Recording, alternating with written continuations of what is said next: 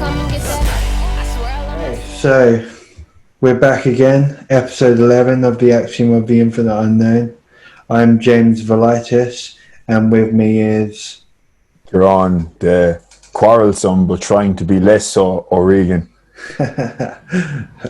Yeah, find the balance. That's the whole thing. So what we want to talk about is we want to discuss in this time of turmoil, perhaps not unique turmoil, but certainly unique to our lifetimes.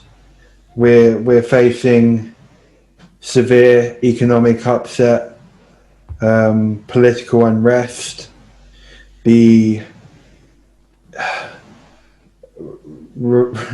renewed embrace of race realism, and it's natural for humans in difficult times to look for enemies and look for the cause of such massive discomfort and suffering.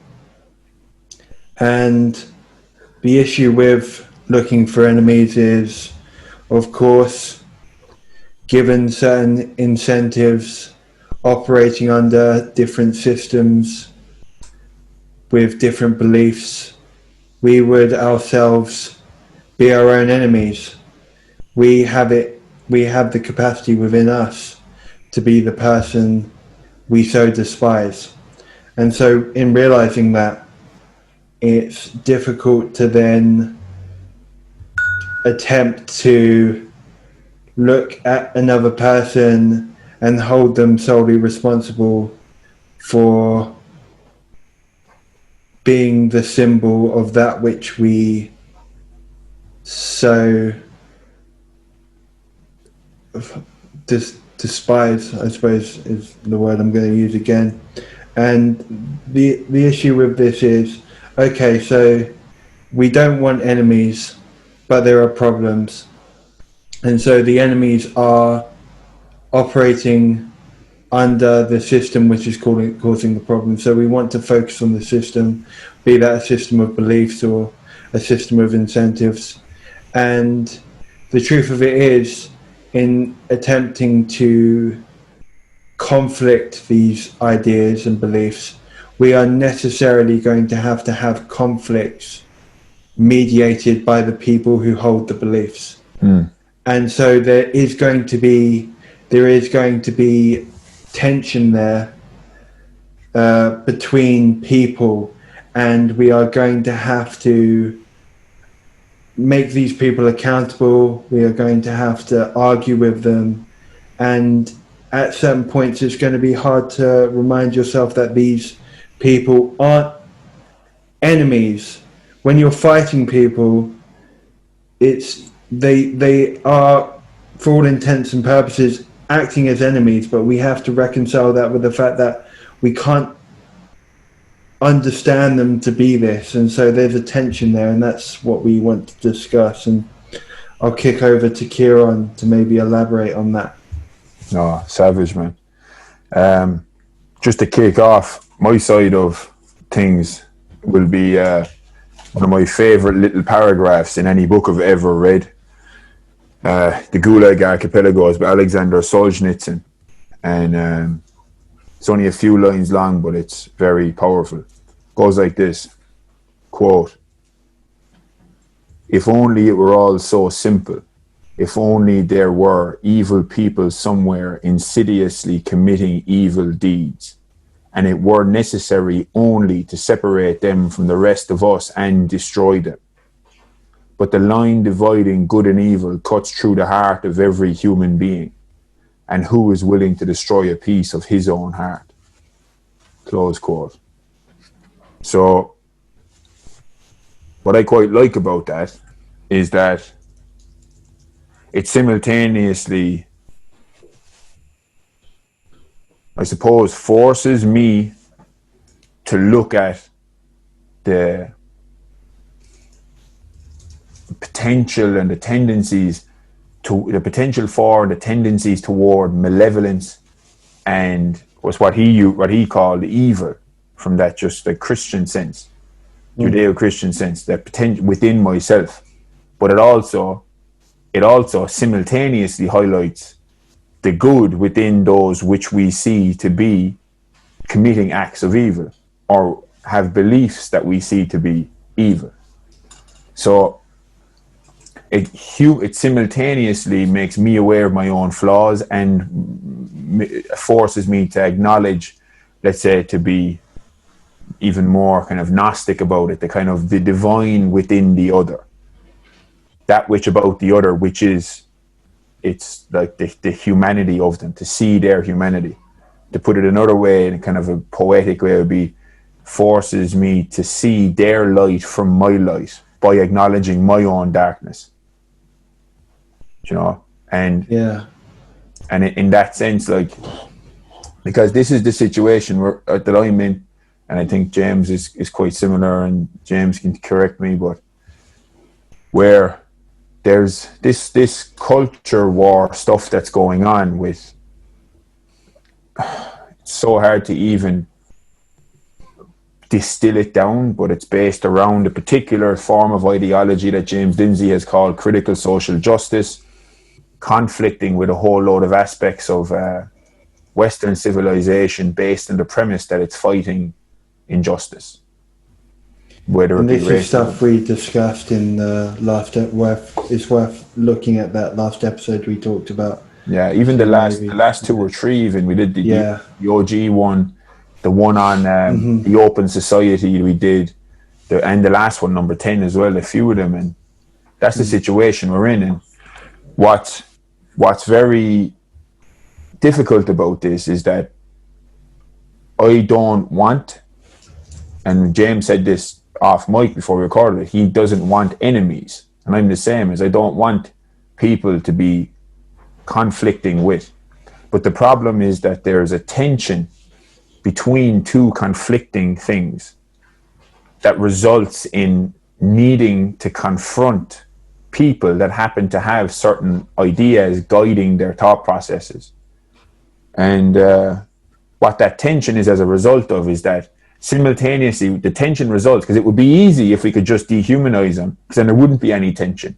It would just be, those people over there are evil, it's all their fault, they're dumb, they're stupid, whatever, and we just will get rid of it. And it's worth pointing out that this isn't a partisan issue. Trump does it as much as Bernie Sanders does it. Trump does it with a certain contingent of people. At the moment, he's actually focusing very much on the rioters and the looters, and he's taking more of a law and order approach.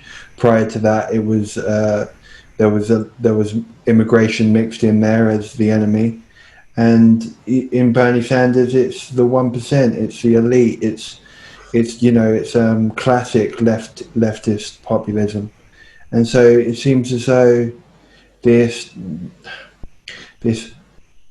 attraction that is inherent to the idea of an enemy, it crosses political borders, and we're seeing it now, and we saw it in the past, and it's something that I think we both bristle in the presence of it.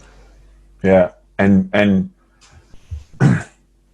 it's the fact that we can openly discuss this, and it's the same crack happens in UK politics. It happens here in Irish politics. It's because it's to just highlight one thing.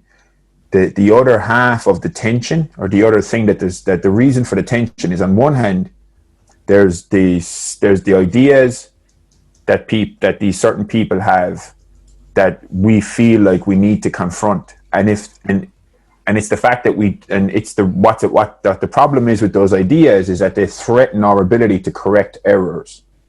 So the ideas that are being threatened are what we could just summarize as the basic Enlightenment values of freedom and science and reason. like we've discussed on this podcast a good few times before. And those things are under threat. And the problem with that is that those are the things that are grounded.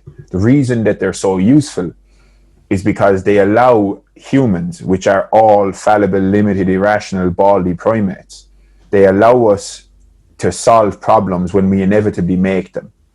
But a lot of the ideology that's coming from this critical social justice field, that's resulting in the kind of behaviours such as Brian Leach, the old lad who worked in Asda and lost his job because he shared a Billy Connolly joke last year.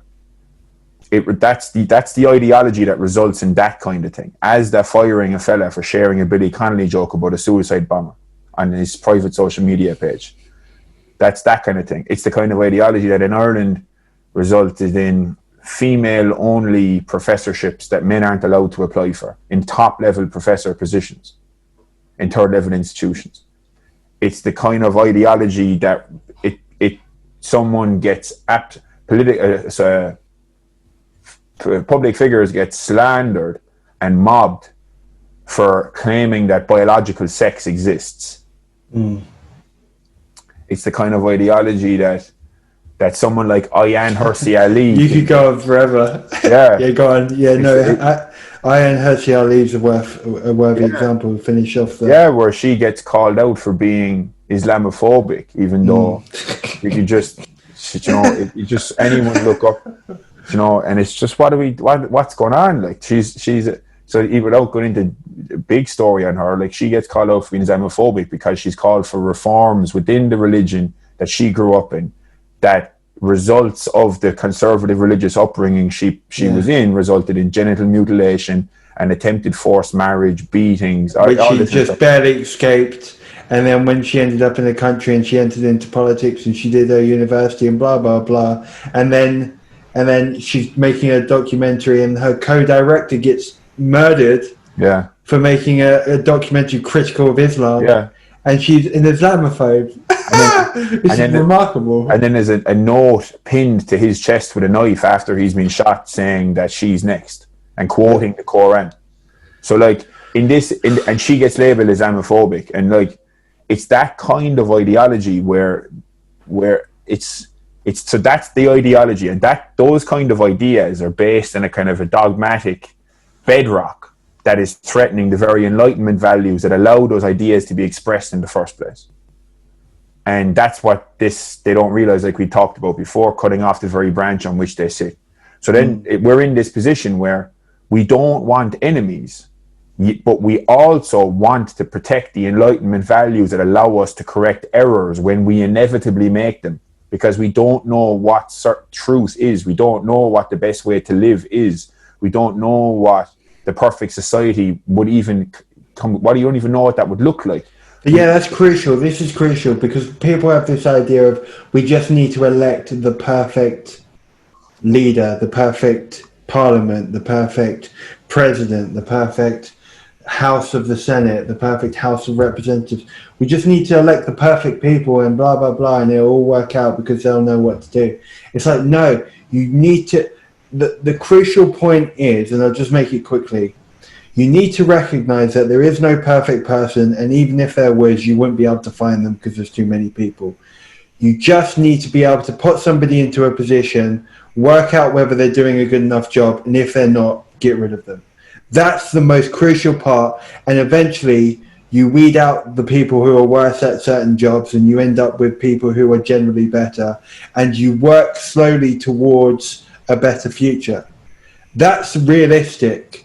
This utopian notion of we just need to find the perfect people and give them all the power is, it's a theory and it doesn't work. It's a theory that has been tested and doesn't work. And you can even work out on paper why it wouldn't work. So that's the error that's the error correction we're talking about.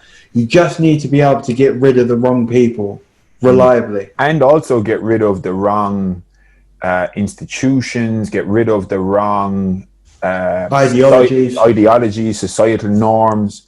And the only way that can be done is if we have a way to, if we start off with the assumption that we're going to make mistakes about who we elect, about what kind of technologies we develop, how we implement them, what social norms we have, etc., etc.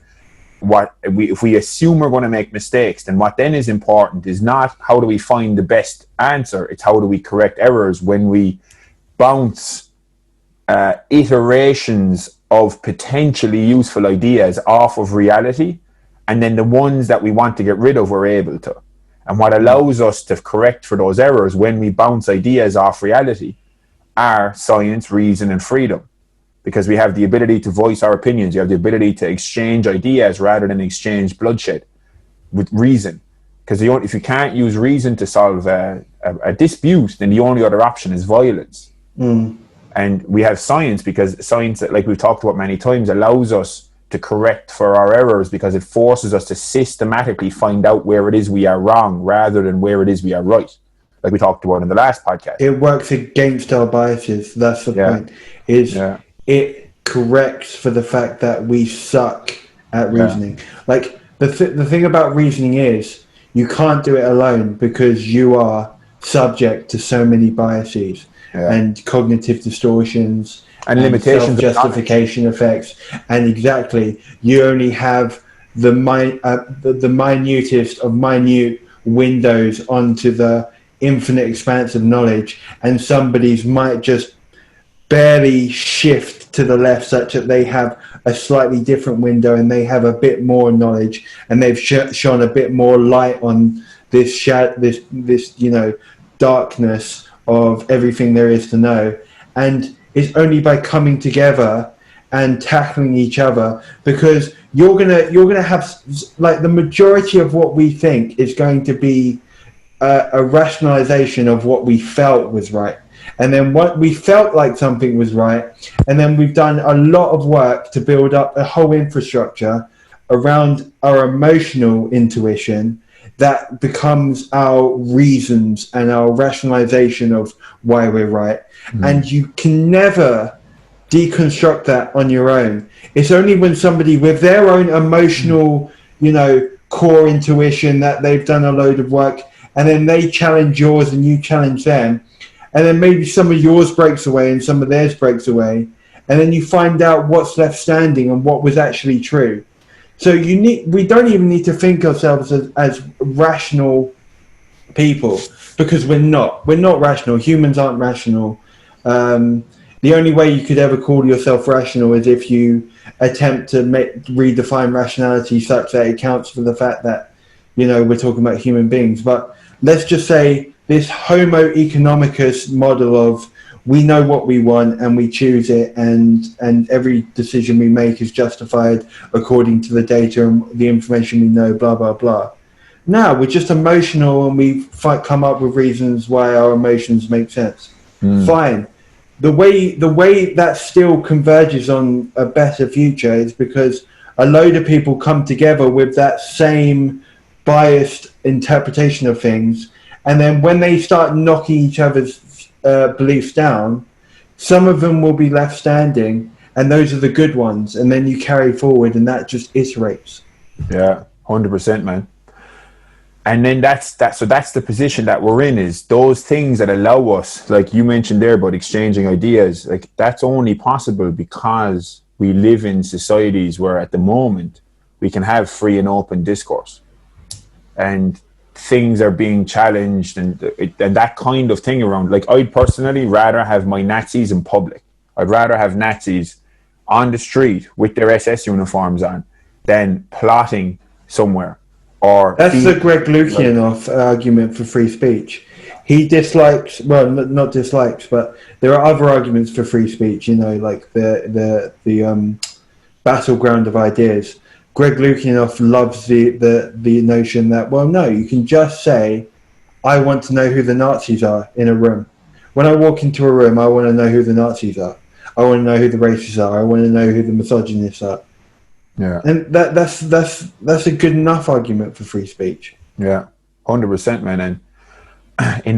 But the problem is then that idea of being able to put like, it's evidenced in American universities where for years now there's been started around 2015 was that Yale video And then it escalated, obviously. Then there was the Peterson was the big one in 16, and an evergreen state with Brett and Heather was the one in 17, and then it just kept going, whatever. But this idea of this lens of viewing the world, where even to voice any kind of dissent at all against the ideology is to commit blasphemy, that is punishable by pick whatever, you get fired, or you get potentially you get shouted down, or potentially even worse, like violence. So then that kind of thing is inherently antithetical to Enlightenment values, inherently, where it automatically just dehumanizes the other if the other has opinions that are different. And then also the other Enlightenment value around, let's say, freedom. I just take science, reason, and freedom as key Enlightenment values, because I really like the way that David Deutsch presented them in the beginning of Infinity. And I just thought he did a really good job of distilling it down. And this is the way. And then if I just take that though and kind of transmit it to here, is like the freedom bit is also being challenged, because the idea of the Enlightenment was largely that it was the abandonment of higher authority as a provider of truth.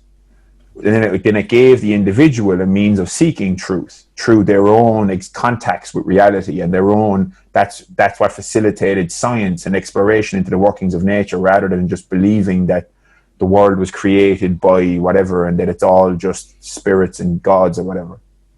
And the problem with that is that that's, again, this ideology that we're forced to grapple with, and we're forced into having conflict with, is attacking that, because it doesn't view the individual human as important. It doesn't even view individuality as something that exists. Because it prioritizes conflict between groups as the primary identity groups, in a hierarchy of oppressor and oppressed, as the primary lens of viewing society and human relations, not taking into the individual into account. It just prioritizes skin color or sexual preference or whatever. Pick your identity characteristic, and that's literally dehumanizing, because it takes away the individual human characteristics and instead focuses on some kind of means of categorizing them into something. Yeah, what I find funny is this concept of intersectionality. So where you sort of say, okay, well, all of the ways in which, I am either oppressed or the oppressor, and you sort of weigh them up and blah, blah, blah. And if you do it fine-grained enough, you go really micro with it, and you go, okay, well, I'm a person who enjoys evolutionary psychology and gym culture and hip hop, and I'm what people would call white, and I'm a man, and I'm attracted to women, and you just do it all the way, and I'm able-bodied and blah, blah, blah. Eventually what you realize is you're talking about individuals. Yeah. And it's like, yeah, guess what? I'm an individual. So all of this was just absolutely a waste of time. And in the end, you can gauge nothing really when you actually boil it all the way down and you atomize it. It's like, oh man, how am I going to account for all of these things? Well, you just take me as the person. You don't try to quantize me. You just take me as the individual, and you confront that, and then you identify, okay, but this part of me is a problem. Say that I was somebody who thought that, was it really progress to let women enter the workplace? Well, okay, that's a consequential belief if I had any power, and it doesn't gel with these other values that are important, that I myself have said are important, like equality of opportunity and all of this. And so then you tackle that and you go, oh no, you're wrong about this, and here's why, and blah blah blah. And then you haven't picked on me because of some sort of weird inherent genetic issue about, okay, this is you know, his color of his skin or something. You've tackled the belief, and that's where the battle should be fought. Yeah. It's not the it's exactly, and I think that brings us this.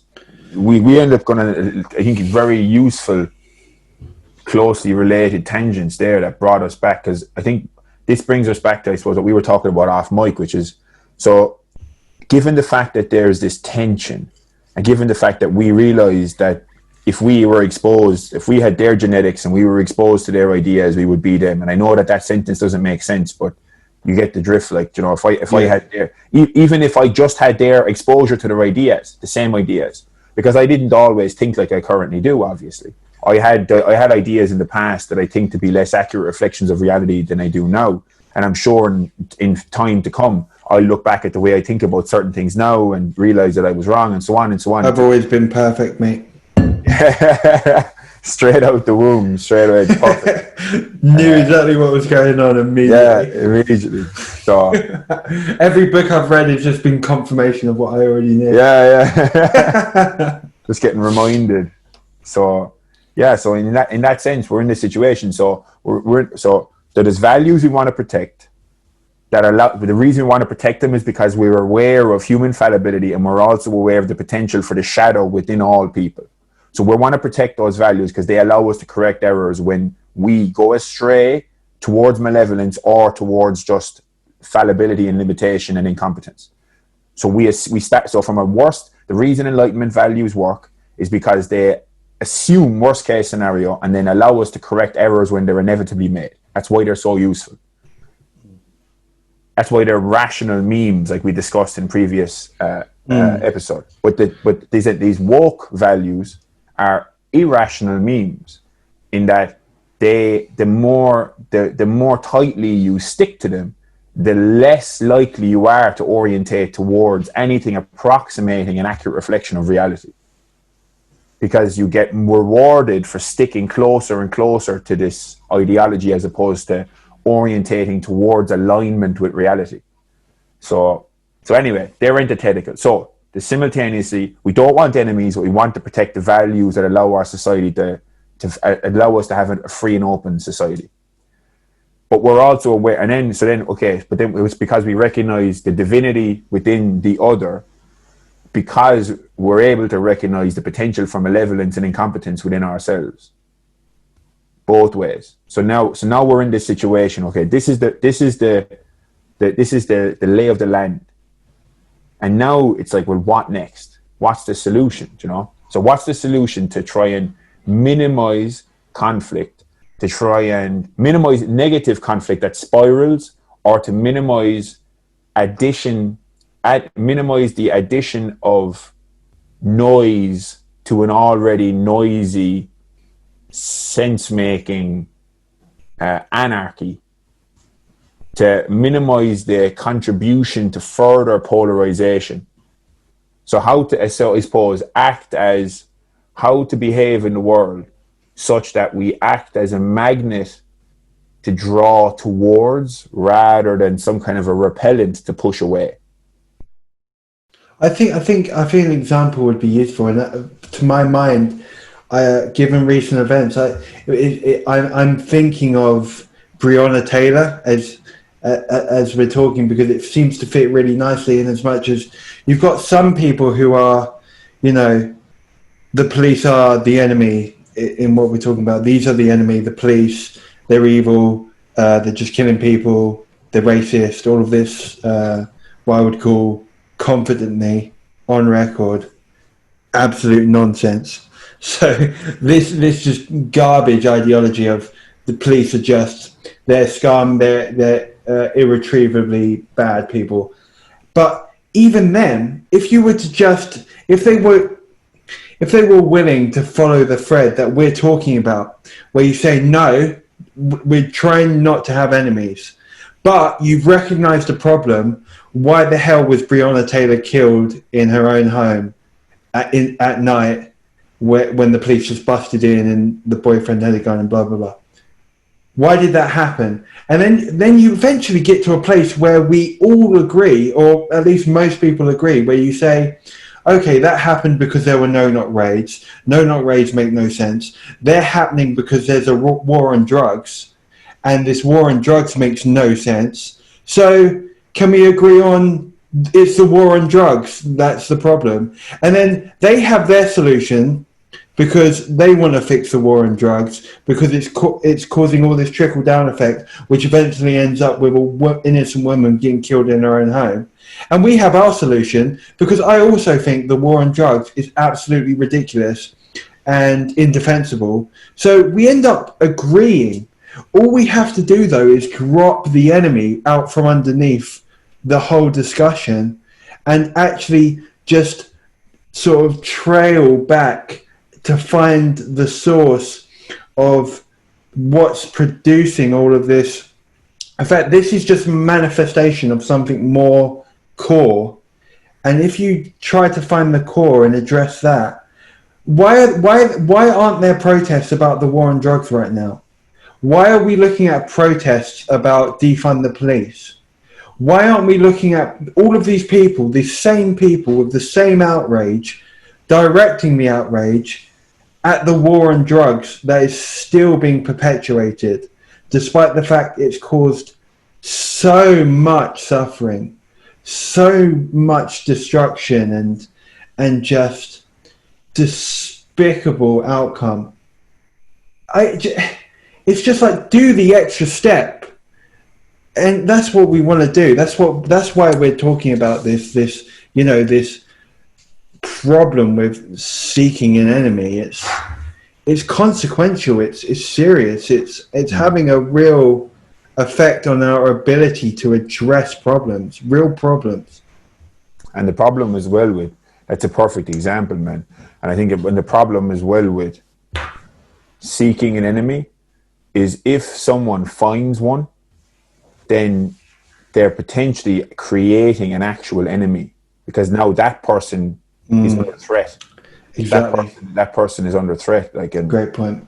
And like, yeah. So, and this is something that, and so then I suppose if we lay it out briefly where we're at, so we're aware of the tension. We're aware that what's needed is what you could call Peterson at one point, I heard him talk about many points, but in a lecture he uses this phrase, the logos. The emergence of a way of, I could paraphrase it, be along the lines I forget, is that Greek philosophy or Roman philosophy? Because Marcus Aurelius talks much about the logos. Yeah, both. It's even in the very beginning of the Bible and everything. Right. Like the word.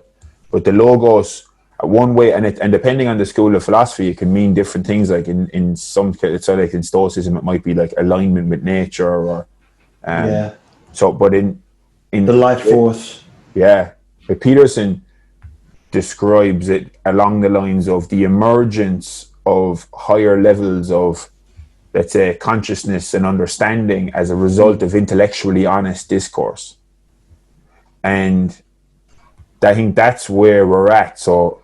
Because I think that's the way my mind is kind of going, is that, and funnily enough, we'll end up kind of potentially circling around or reaching a conclusion that's just so obvious, which is that the solution is to reach out to people that seemingly think differently and figure out what's going on. I think that's where we're at, because if that's the kind of situation, because especially the way that our algorithms are set up social media wise, especially when you look at just the way that our biases are set up, orientated towards confirmation biases and normative conformity, like we talked about last week, and that the solution is, okay, well, what's going on here that this person thinks differently or seems to be viewing this, let's say, the George Floyd situation, or the Black Lives, is my bias at the moment is that the Black Lives Matter organization, whatever problems that they're trying to solve, they're making a balls of it, because of the approach and the kind of ideology that's steering what very well could be a lot of justified energy from things like the war on drugs and things like economic disparities because of school funding practices, like we discussed, where schools are funded by local housing taxes and this kind of stuff that results in underprivileged areas having less funded schools, etc. And then it becomes a cycle and so on. And then you have the war on drug. You have all these things. So there's genuine frustration that's understandable. But then the rhetoric that's been put forward by something like a BLM, I don't get, because they talk about dismantling capitalism and the nuclear family, and they don't talk about black men at all, even though it's them that are doing all the dying from gang violence. Like, it's black, whereas there's not one mention of black men on the Black Lives Matter website. They mention women, black women, black women, black mothers, and black trans women. But it doesn't mention black trans men, or fathers. Even though, so like there's all this, so anyway, without going down that tangent, the BLM organization, there's people that are willing to support it and willing to take a knee at soccer matches and willing to do all this, and they're willing to fund it and give money to it and all this. But I'm like, well, how can this seem like a good idea? Because they're not targeting, like they're putting, for wherever the energy is coming from, it's being targeted at the wrong lightning rods. That there's all this energy, but it's being directed in really unproductive places. That's just further. Which is inevitable. When you see an actual problem, you exaggerate it and you misdiagnose it, then you've started from the wrong position. Yeah, it's not going to end well. So this situation is becoming somewhat of a, like I think it might have been off mic I said it, but like a Rorschach test, where people are seeing what it is that their bias is allowing them to see. And that's the exact same case with me. It's like I'm viewing this situation in perspective of, I'm seeing components primarily that's definitely, my bias isn't being assisted by the way whatever algorithms I have and whatever platforms that provide me news are set up. But I'm also reading things from the perspective of being aware that there's the very Enlightenment values that I'm aware allow us to have a free and open society are being threatened. And that I'm seeing, and then I'm also seeing racism directed back at me, where people make the assumption that the fact that I'm a white cis male can tell them anything about the content of my character or the value of my ideas. That's a despicable way of viewing the world, and I'm not going to look at someone else like that. So I'm in this situation where, and like it's and you are as well, where we're in this. Well, what do we do now? Because we want to protect the values, but we don't want to have enemies. And we're in a situation where we're producing content and putting stuff out there and on podcasts or whatever social media stuff, and we're at least contributing somewhat to this situation. So, and for me, if I could put out an idea that I have is to try to explicitly, like just trying to find people that are willing to enter discourse, that think as differently to me as I can, while still being willing to enter in a good faith discussion. Yeah, the one thing you need to agree on is what constitutes, like you say, a good faith conversation. That's core to it, and then you can disagree about whatever you want, because for as long as you're both willing to give the other person the room to explore, then you can everything else is amenable to good arguments. And 100%, yeah. And it's almost like laying that out from the start, that the objective from the outset in whatever discussion, and it's always the case with us, but we both come from a very similar background in how we view discourse itself, is that the objective is not to defend beliefs, but to seek truth. That's the idea. The idea is I'm not here and that's a different style of conversation. Like we could specifically have, like we've talked about, doing conversations where we purposefully pick topics and then try and steelman those topics against each other's arguments, you know? And maybe the objective of that discussion is to purposefully bounce ideas off each other in their strongest possible form.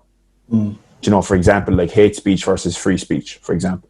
Like that's a different kind, or it could be where we're just trying to stress test our own ideas. So we both realize we have different ideas, and then kind of go, okay, I'm going to try and defend these ideas as well as I can until I can't. And then at that point, then I'm willing to, and then that way, then you've been able to present those ideas in their strongest form. And then, then if they can or cannot withstand criticism. And then if they can't, you change them. And if they can, then you still hold on to it as transient truth for now until future evidence emerges to the contrary.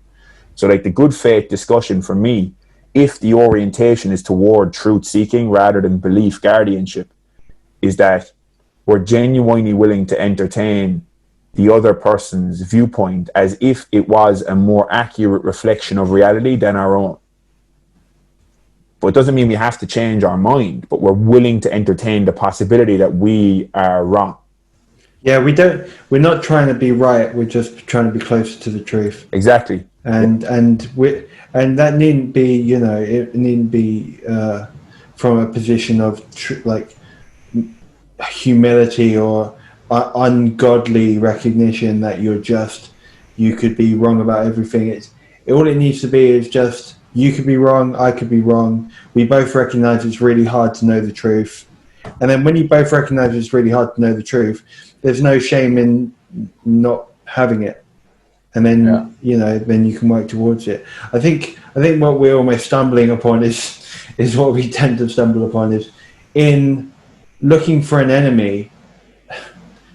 The issue with it is then it falls apart when you try to also put alongside it the notion that you need to be willing to open a discourse between even the people with whom you disagree about the most things.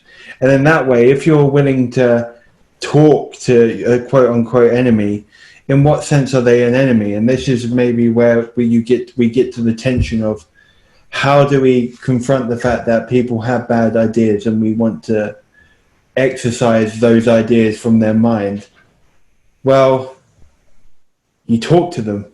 You have to talk to them. And also there's like, even if we steelman and a counter to the viewpoints that I may have, because let's say, for example, it's also ideas even that I may have around something like maybe there's, let's say, for example, like an extreme example. So at the moment, my current viewpoint is that there isn't a disproportionate killing of black men in America, for example. There's one example, by the police, unarmed. There is per 100,000, but not per interaction with a police officer because of engagements of violent crimes, etc. And weapons offences and that kind of thing, and 911 calls. Fine. So if that's the way I currently think, but let's say, but I'm willing to change my mind on that if I'm presented with an argument that's like, but there's this data that's hidden here and this has been emerged because of some investigation, and all of a sudden there's guns planted on these people and these are weapons that are planted here, and there's actually way more of them, of that other people that are killed. They weren't actually armed, they were unarmed or whatever. Then if that kind of thing, if evidence has actually emerged that was strong enough in that direction, then that's like, this is new information from which I can now formulate opinions.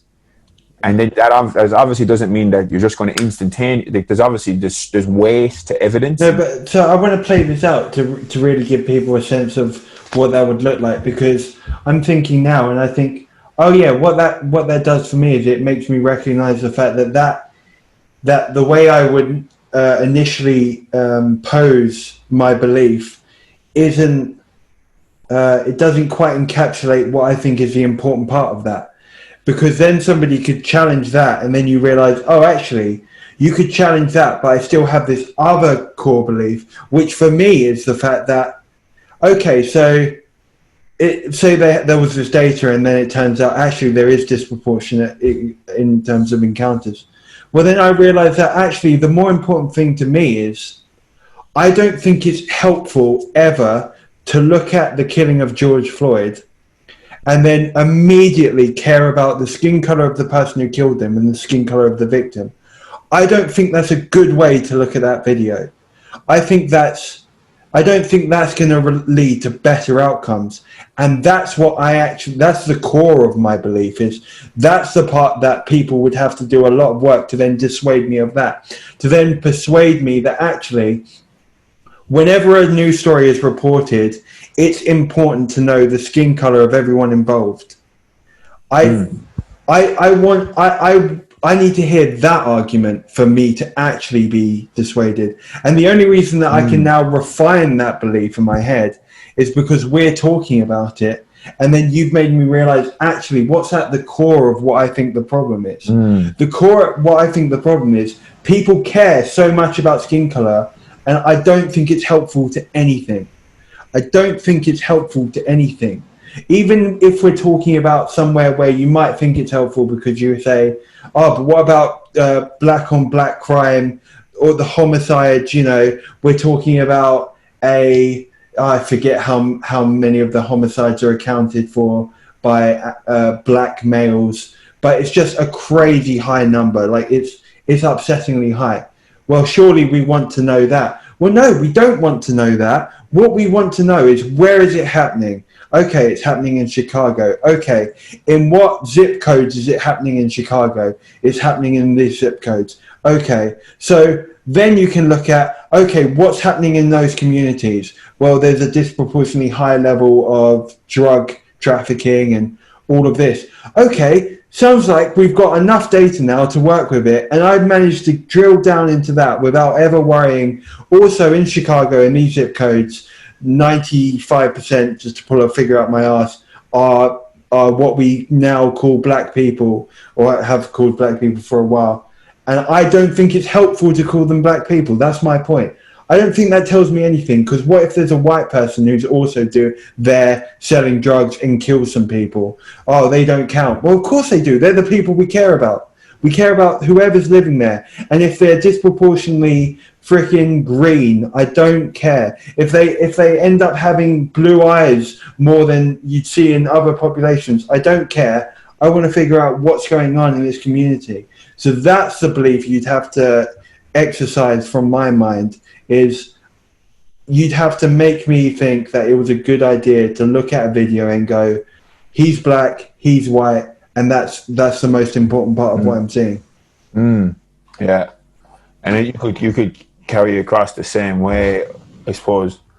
A similar way of looking at that would be something along the lines of even in a workplace scenario, like even here in Ireland, I read an article last week by an Irish public figure who's black, and she basically said something along the lines of quotas, like racial quotas, aren't going far enough in the workplace and the way that society. And I'm like, this is so unproductive. This is like, how is focusing on these characteristics as if they tell you anything about the competence of the person who's going to do a job. Like it doesn't matter, you know. And that kind of thing as well this focus on these characteristics is, I'm the same as you in that I'm struggling greatly to see why it is that that's a useful thing to do in the society that we're currently in. I'm aware that we're going off tangent again, and just to bring it back, it's because it also allows for easy enemies, and that's one of the problems as well. It allows for really easy enemies, because if you decide that people of this skin color and people of this skin color, this is true of these people and this is true of these people, it's okay. Now we've got a position in which you've created the tribes, and now you've got conflict between people rather than between ideas, which is what we should care about. 100%. So yeah, it seems like Seems like is that the plan of action, so man, that we try and find people that we disagree with but are willing to engage in good faith discourse, and then figure out, well, where can we find out here, like what's going on that makes the support of ideologies that we see to be divisive, and why is that a good thing? Why is that support a good thing? What is it that people are seeing? Because obviously we can only see it from our own bias.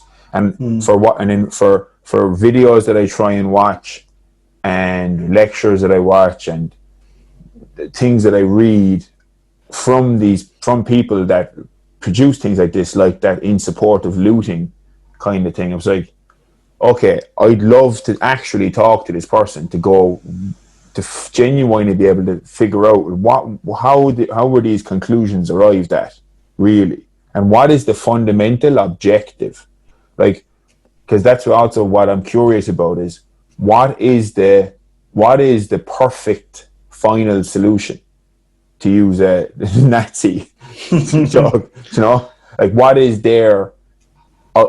the end product look like? That for me is the important part. Yeah, I think more so than trying to talk to these people, and of course we should try to best understand what they think. But a lot of these people just recognize that something's not quite right. And I think it's better to try to work out what you agree upon, which is to say, we agree. So I'm going to go back to the example I used before. We agree that Breonna Taylor shouldn't have been shot. And then you work back from there, and then you see, okay, well, is there some way that we can both agree might work to fix this? And then in this case, it is the war on drugs. And then you could say, okay, well, we didn't even have to agree on any other step. And it probably would have taken a long time, and you probably wouldn't have followed me the entire way. But it doesn't matter so much, so long as you have people willing to just do the extra work and figure out what we can actually do and what might help, and you just have to be practical and say, okay, we all need to, not all of us, but we need to at least have majority agreement on how we're going to tackle this issue. If the majority agreement on how we're going to tackle this issue is a compromise, and in their mind it's a compromise that, okay, rather than defund the police, we'll focus on the war on drugs, and then our compromise is, well, that's not a compromise for me. I'd really like to focus on the war on drugs. But, then you can say, okay, well, we didn't have to agree about anything else, but we can at least all agree to tackle this. That's the sort of thing that I think takes conversation, and you have to drop the enemy out from underneath it and say, okay, I get it, you have this enemy, but can we just talk about what you want at the end of it? Like you say, what do you want to see as the end state? Yeah. And can we figure out on anything we can agree to get there? Yeah, exactly. And I think that's a lot of what's missing in the public discourse, is there seems to be this kind of mysterious, this mysterious kind of essence of when all these interlocking matrices of oppression are all unlocked, then utopia just appears. There's this kind of, achievement unlocked. Yeah. Yeah. That's the essence. Because that's and then there are some people that are just quite explicit about it, that it's got to do with like was on the Black Lives Matter website, I'm pretty sure. It's actually on the English Black Lives Matter fundraiser page. They talk about dismantling capitalism, as if doing that results in utopia then, So there's this kind of thing. So there's like, okay, because I think if we figure out, well, what's the actual end state that we see as most desirable? And if there's conflict there, then that's where actually it's worth figuring out, because then that helps to, like you mentioned, the war on drugs is a really good example, because then that allows us to go, okay, so if we're not even orientating in the same direction, then it's totally understandable why it is we're viewing these steps along the way through different lenses, because we're not even using the same map. Like, we're not even orientating off the same North Star, like, you know. So it seems, so that's I think that's a great way of finishing it, is like, what is the actual objective? If in a perfect world, what does that look like? And then from there, okay, let's say we need to figure out what we agree or disagree on here, and then figure out, well, what are the steps of getting there? And then I think that's a really good how would you almost say, like, template or architecture for, that's a really good, like, frame to build discussion. I was like, what's the actual objective? And then I think that's a great way, man. Yeah, that could be a fantastic framework for discussion. Cool. So we're going to sign off with this quote. It's a quote by Rumi, Islamic philosopher, and it was, yesterday I was clever, and so I wanted to change the world. Today I am wise, so I am changing myself. Perfect.